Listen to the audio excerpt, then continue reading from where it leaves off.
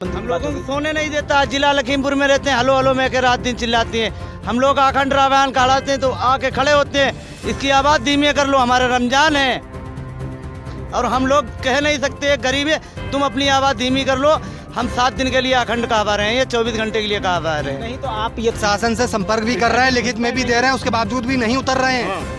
हम अगर अपने घरों में अखंड पाठ करवा रहे हैं या कोई धार्मिक कार्य करवा रहे हैं तो हमको तो माइक कंट्रोल में बजाने को कह रहे हैं कि आप अपने साउंड को कंट्रोल में बजाइएगा, और उनके फुल आवाज में बज रहे हैं, उसको कोई कंट्रोल नहीं है। आपसे कौन कहता है कि कंट्रोल? प्रशासन कहता है। अभी हमारे पास में एक मंदिर बना हुआ है वृंदावन धाम के नाम से, उसके पास में ही उन्होंने मांस की दुकान खोल रखी है, बिरयानी वगैरह बेच रहे हैं। उसको बंद करवाने के चक्कर में भी लगे हैं। उन्होंने ये तक करा है कि जो हड्डियां हैं, मांस है कटा हुआ, वो मंदिर के अंदर फेंका है, जिसको प्रशासन को भी दिखा चुके हैं, उस पर भी कार्रवाई चल रही है। स्वागत है आप सभी का अपने चैनल में। साथियों, आज हम बागेश्वर धाम सरकार आए हुए हैं और यहाँ पर इस वक्त हम मंदिर के पिछले हिस्से की तरफ खड़े हुए हैं और यहाँ पर इस वक्त जो है आपको बहुत सारे लोग मंदिर परिसर की परिक्रमा करते हुए दिखाई दे जाएंगे। बागेश्वर बाबा वही बागेश्वर बाबा हैं जिन्होंने अपना डंका जो है पूरे देश में बजाया हुआ है और इस वक्त उनके नाम की चर्चा इस पूरे देश में है, किसी भी परिचय के मोहताज नहीं। तो इस तरीके से यहाँ पे बहुत सारे लोग हैं और उनके बीच में आज हम उनसे चर्चा भी करेंगे और उनसे जानेंगे कि आखिर उन लोगों को अब तक मंदिर में यहाँ पर क्या फ़ायदा वगैरह हुआ है। तो दद्दू, सबसे पहले तो आप अपना नाम बताएं और दोनों लोगों। हमारा नाम गोरखनाथ सिंह। सर आप इधर आ जाएं। गोरखनाथ सिंह, कहाँ से हैं आप? हम बिहार से। बिहार से हैं, बड़ी दूर से आए हुए हैं आप। तो बाबा का नगाड़ा वहाँ तक बज गया, बिहार तक? बजा हुआ।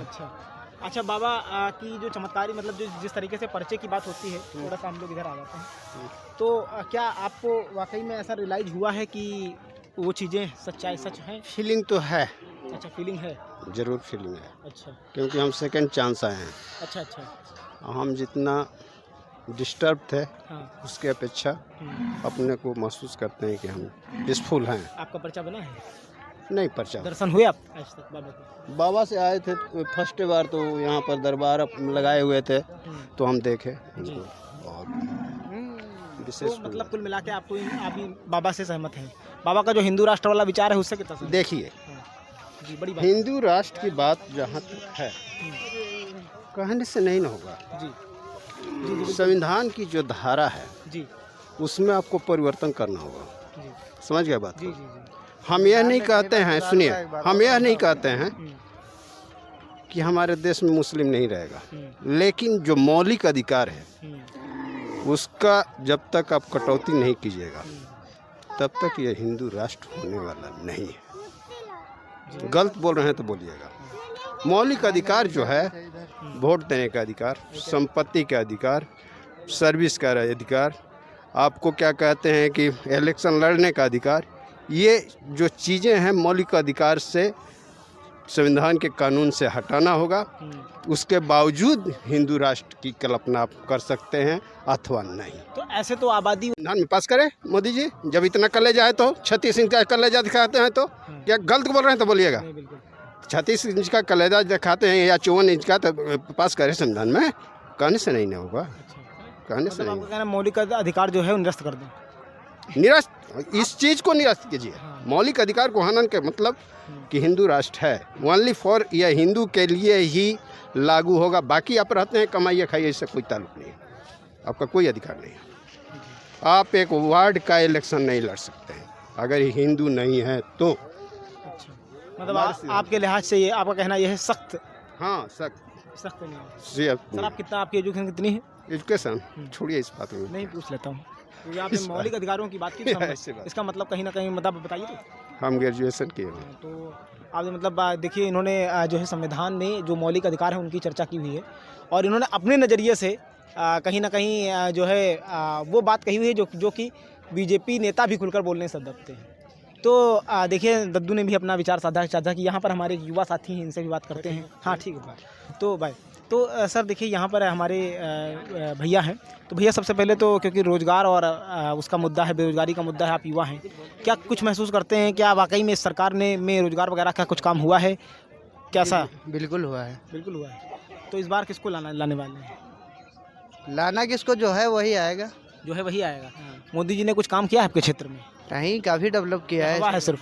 नहीं हवा कुछ नहीं। मेरे गांव में लगभग मैं लाइफ में नहीं सोचा था कि लाइट जाएगी। अच्छा हाँ वहाँ पहुँची है, कहीं 24 घंटे लाइट मिल रही, और क्या चाहिए। अच्छा राशन मिल रहा, नाली है, कचड़े सब साफ होना, और क्या चाहिए भाई। अच्छा। तो नहीं ये चीज़ें तो हो गई। अच्छा जैसे बड़े मुद्दे हैं, राम मंदिर का मुद्दा है, तो राम मंदिर के मुद्दे पे बात करता हूँ। आप युवा हैं और युवाओं की जो बात होती है, कहते हैं ना कुछ और जमाना चलता है जिस और जवानी चलती है। तो राम मंदिर का जो मुद्दा है बड़ा मुद्दा है। बीजेपी एक तरीके से हिंदुओं का धार्मिक और भावनात्मक मुद्दा भी है। तो बीजेपी के लोग ये कहते हैं कि हमारा प्रयास रहा, सत्ता पक्ष विपक्ष ये कहता है कि कोर्ट का फैसला था, हमारी सरकार होती हम भी बनवा देते। क्या जब कहेंगे? इनकी सरकार थी तब कोर्ट कहाँ था। उन्होंने कहा कि कोर्ट में तब मामला चल रहा था। नहीं, जब इनकी सरकार थी तब कोर्ट का नहीं था, तब भी कोर्ट था ना, लेकिन तभी बनवा सकते। हमारे यहाँ कोर्ट की प्रक्रिया लंबे वक्त तक चलती है ना, क्योंकि हाँ। समय लगता है। हमारे यहाँ को दीवानी मुकदमा को 50 साल चल जाए। 50 साल था। किसी के अंदर क्षमता थी, किसी के अंदर क्षमता थी कि 6 महीने में साल भर में फाइनल करा दे। तुम बताओ, आप बताइए। गोली चली थी कितने हिंदू मर राम मंदिर बनने के लिए, चले थे सरियों में, और वक्त नहीं गुजरा, 6 महीने में मंदिर बन के तैयार हो गया। और क्या चाहिए हिंदू को यहाँ? अगर हिंदू, ये हिंदुस्तान है, इसमें हिंदू राष्ट्र चाहिए। मैं सीधी सी बात तो आप मतलब खुली वकालत कर रहे हैं हिंदू? खुली। तो अच्छा, तो चलिए जैसे मान लो ये राम मंदिर हम की बात लोगों को होगी। सोने नहीं देता। जिला लखीमपुर में रहते हैं, हलो हलो में के रात दिन चिल्लाती हैं। हम लोग अखंड रामायण कहलाते हैं तो आके खड़े होते हैं, इसकी आवाज़ धीमी कर लो, हमारे रमजान है। और हम लोग कह नहीं सकते गरीब है, तुम अपनी आवाज़ धीमी कर लो। हम 7 दिन के लिए अखंड कहवा रहे हैं, ये 24 घंटे के लिए कहवा रहे हैं। नहीं तो आप ये तो सुप्रीम कोर्ट ने आदेश किया हुआ है कि शाम के रात के 10 बजे से लेकर के सुबह के 6 बजे तक कोई नहीं देखने जाता है, कोई आदेश नहीं मानता इसके है। लिए आवाज़ तो आपको उठानी होगी ना, प्रशासन से आपको बात करनी होगी। आप लोग बात तुम करिए 10 आदमी और वहाँ लाख आदमी क्या करोगे? नहीं तो ये सरकार ये इसका अनुपालन थाने में एप्लीकेशन दो बोलते हैं, उनका तो एप्लीकेशन का मतलब ही नहीं, क्योंकि ये जो है ये पुलिस की नैतिक जिम्मेदारी है। कितनी मस्जिदों से साउंड उतरे ये बताओ, हर जगह बज रहे हैं।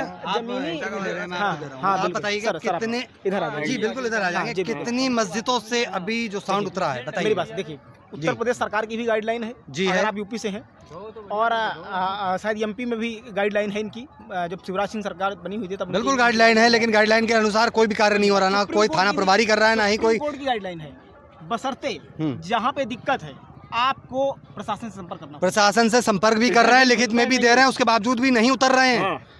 हम अगर अपने घरों में अखंड पाठ करवा रहे हैं या कोई धार्मिक कार्य करवा रहे हैं, तो हमको तो माइक कंट्रोल में बजाने को कह रहे हैं कि आप अपने साउंड को कंट्रोल में बजाइएगा, और उनके फुल आवाज में बज रहे हैं, उसको कोई कंट्रोल नहीं है। आपसे कौन कहता है कि कंट्रोल में जाए? प्रशासन कहता है, प्रशासन कहता है, बिल्कुल कहता तो है। आप प्रशासन से ये कहिए ना कि पहले उनके कंट्रोल कराइए। वो भी कह चुके हैं, लेकिन उस पर कोई सुनवाई नहीं है। तो ऐसा क्यों है? क्या तो आप मजबूती से खड़ी हुई आपकी सरकार है? कितनी मजबूती से यहाँ भी कहूँगा? बीजेपी सरकार है, वहाँ भी बीजेपी सरकार है। मैं कितनी मजबूती से कहूँ, मैं खुद ही नेशनल प्रेसिडेंट गौरक्षा वाहिनी से राष्ट्राध्यक्ष हूँ। मैं राष्ट्राध्यक्ष हूँ, मैं गौरक्षा वाहिनी से, मैं कितनी मजबूती से कहूँगा बताइएगा आप। मैं अपनी बात ही अगर कहूँ तो कितनी मजबूती से कहूँ। पूरे भारत में परेशान हो चुके हैं, गौ सेवा की आवाज नहीं सुनी जा रही है। ये गाय घूम रही है सब, इनकी सुरक्षा इस के गौवंश की कोई व्यवस्था नहीं हो लिए रही। लगे पड़े, उसके बावजूद भी समझे, हमारी दिन सुनवाई रात नहीं है। एक कर रहे हैं इस गौवंश के लिए। जी जी जी बिल्कुल। तो देखिए यहाँ पर इन्होंने एक बड़ी बात कही हुई है, और ये गौरक्षा वाहिनी से जिला प्रमुख राष्ट्राध्यक्ष हैं, तो सर ने एक बड़ी बात कही हुई है, और इनका कहना ये है कि इनकी बात जो है वो प्रशासन नहीं सुनता है, और कहीं ना कहीं इनकी जो बात है यानी इनकी जो शिकायत है वो लाउड स्पीकर को लेकर के है, और ये सुप्रीम कोर्ट की भी गाइडलाइन है, उत्तर प्रदेश सरकार की भी गाइडलाइन है, और मैं जिस राज्य में खड़ा हूँ इसकी भी गाइडलाइन है। तो इसके बाद भी कहीं ना कहीं आवाज़ नहीं सुनी जा रही है। तो अगर मेरा वीडियो शासन तक पहुंचता है तो मैं इस चीज़ को कहूँगा कि जिसको भी, क्योंकि लाउड स्पीकर का जो कानून है वो न सिर्फ हिंदुओं के लिए बल्कि वो मुसलमानों के लिए भी है, मतलब हिंदू मुस्लिम सिख ईसाई हमारे देश के सभी नागरिकों के लिए है ओवरऑल। तो इस लिहाज से कहीं ना कहीं ये जो नियम है, अगर किसी को भी दिक्कत होती है इस मामले में तो इस पर जो है प्रशासन को एक्शन लेना चाहिए और शासन स्तर से भी कार्रवाई की जानी चाहिए। तो साथियों यहाँ पर और भी कुछ मुद्दे हैं। अच्छा सर, आपको क्या लगता है इस बार, क्योंकि लोकसभा का चुनाव आने वाला है, क्या लगता है कौन इस बार? देखिए, जो जिस हिसाब से कार्य हुआ है, हाँ। हमें तो लगता है यही आएगी। यही आएगी जी बिल्कुल, 100 में 100% आएगी। 460 जी। अभी वो 460 मोदी जी कह रहे हैं 400, लेकिन हम कहते हैं 460। हाँ। 460 सीटों से आएगी। आप एक तरफ कह रहे हैं कि मेरी आवाज़ नहीं सुनी जा रही जी बिल्कुल सुनी नहीं जा रही, प्रशासन नहीं सुन रहा है, प्रशासन नहीं सुन रहा, लेकिन हम सरकार के साथ में हैं। हम प्रशासन के साथ नहीं है, लेकिन सरकार के साथ में है, सरकार के विरोध में नहीं है। अच्छा सर का मतलब सरकार यही चाहिए। अगर ये सरकार में जो कार्य हुआ है वो किसी सरकार में हो ही नहीं सकता है, ये दावे के साथ कह सकते हैं। आप उत्तर प्रदेश से हैं ना? जी बिल्कुल, यूपी से हूँ। कानून व्यवस्था का क्या मसला है? बहुत बढ़िया, बहुत बढ़िया व्यवस्था है, लेकिन जो थोड़ा सा मिस कर रहे हैं, ये मिसगाइड जो करते हैं, उस पर अगर थोड़ा सा कंट्रोल हो जाए तो कानून व्यवस्था और अच्छा सुधार कर जाएगी। कानून व्यवस्था हमारे वो अपनी जिद मानते नहीं है, सरकार मना कर जा रही फिर भी बजाते हैं। तो ये जिद वाली अगर बात है तो इसके लिए तो आप भी खड़े हो सकते हैं, अगर आप लोग भी मतलब एकजुट होकर खड़े होंगे। खड़े तो इसीलिए क्यों नहीं कार्रवाई होगी? क्यों नहीं कार्रवाई होगी? तो कहीं ना कहीं भाई, अगर देखिए माइक चाहे हिंदू के यहाँ बजे या मुस्लिम के यहाँ बजे, इससे मतलब नहीं होता है। मतलब इस बात का है कि अगर किसी के यहाँ कोई बीमार है, बार बार हॉर्न बज रहा है, रात में बज रहा है, आदमी सो गया। बहुत सारे लोग ऐसे होते हैं जो इस समय रमजान चल रहे हैं, दिन भर काम करते हैं। इस समय रमजान चल रहे हैं, रमजान में हर एक घंटे पे आवाज बजती है। इतना बज के इतना समय हो रहा है, क्यों होता है? क्यों हर घंटे में हो रहा है भाई? होकर थाने में कहिए ना कि प्रशासन कार्रवाई कह चुके हैं, कोई सुनवाई नहीं है। इस बात को भी लिखित में दे चुका हूँ। तो आप बाबा तो खुद दरबार लगाते हैं अपना, एक बार दरबार में रखिए बात। बाबा दरबार लगा रहे हैं, बाबा जी के दरबार में हम जिस समय मौका मिलेगा ये कहने को वहाँ भी कहेंगे, अभी मौका नहीं मिल पाया है। हाँ। मैं दरबारों में पहुँच रहा हूँ। ऐसा पहली बार ही उत्तर प्रदेश में है जब आप जो है सीधे अपने प्रमुख से, यानी कि सीधे हुकूमत से आप सीधे अपनी बात रख सकते हैं। तो इससे बेहतर मौका तो मुझे नहीं लगता है कभी मिलेगा, और चुनाव का मौका भी है। तो अगर आपको प्रॉब्लम है तो आप अपना मुद्दा रखिए। वो लोग कहते हैं हमारी लिखा पढ़ी रखी है बजाने के लिए। सुप्रीम कोर्ट का आदेश ये और 40 डेसिबल की सीमा का कोई मायने नहीं है। उनका बोलते हैं मेरा लिखा पढ़ी है, हम बजाएंगे। सुप्रीम कोर्ट का जो आदेश है उसको आप, उसके लिए आप दबाव बढ़ाइए और उस पे कार्रवाई करवाइए। तो और अगर आपका यहाँ पे वहाँ पे विधायक सांसद कौन है, किस पार्टी का है? हमारे यहाँ भाजपा का। इसके बाद भी अगर काम नहीं हो रहा तो आप तो समझ ही सकते हैं फिर स्थिति हम समझ रहे हैं, लेकिन अब उसमें क्या करेंगे आप बताइए। अगर विधायक भी उसी पार्टी का हो जिस पार्टी ने आदेशित किया हुआ है, सांसद भी उसी पार्टी का हुआ है जो पार्टी जो है राष्ट्रवाद और हिंदुत्व की बात करती है, तो अगर उसके बाद में भी अगर गौरक्षा प्रमुख की बात नहीं सुनी जा रही तो ये कितनी तो विडंबना है। बावजूद भी जब पार्टी का ही विधायक है, पार्टी का ही सांसद है, पार्टी के ही मंत्री हैं हमारे यहाँ पर, हमारे डिस्ट्रिक्ट में 5 मंत्री हैं भाजपा के, उन लोगों ने भी प्रेशर दे रखा है, उसके बावजूद भी प्रशासन सहयोग नहीं कर रहा है। अभी हमारे पास में एक मंदिर बना हुआ है वृंदावन धाम के नाम से, उसके पास में ही उन्होंने मांस की दुकान खोल रखी है, बिरयानी वगैरह बेच रहे हैं, उसको बंद करवाने के चक्कर में भी लगे हैं। उन्होंने ये तक करा है कि जो हड्डियां हैं, मांस है कटा हुआ, वो मंदिर के अंदर फेंका है, जिसको प्रशासन को भी दिखा चुके हैं, उस पर भी कार्रवाई चल रही है, उस पर भी लिखा पढ़ी चल रही है। उसके बावजूद भी सामने मस्जिद है, जबकि मंदिर के 500 मीटर के दायरे में तो दारू मांस मदिरा नहीं होना चाहिए, और उन्होंने तो 50 मीटर पर ही दुकान खोल रखी है।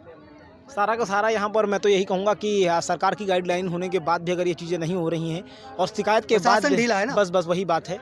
तो इस मामले में अगर मैं 50 मीटर की दूरी पे दारू और मांस मदिरा होना यानी कि प्रशासन ढील। मैं तो इस मामले में यही बात कहूँगा कि यहाँ पर जो है प्रशासन को स्वतः एक्शन लेना चाहिए, अन्यथा अगर ये वीडियो शासन तक पहुँचता है तो शासन को भी इनकी बात, भैया की बात सुननी चाहिए, और इस पर जहाँ भी जनता को तकलीफ है और जनता की भावनाएं आहत हो रही हैं वहाँ पर ध्यान दे करके सांप्रदायिक सौहार्द को बढ़ावा देना चाहिए, ताकि हमारे देश का जो धार्मिक ताना बाना है वो मजबूत रहे।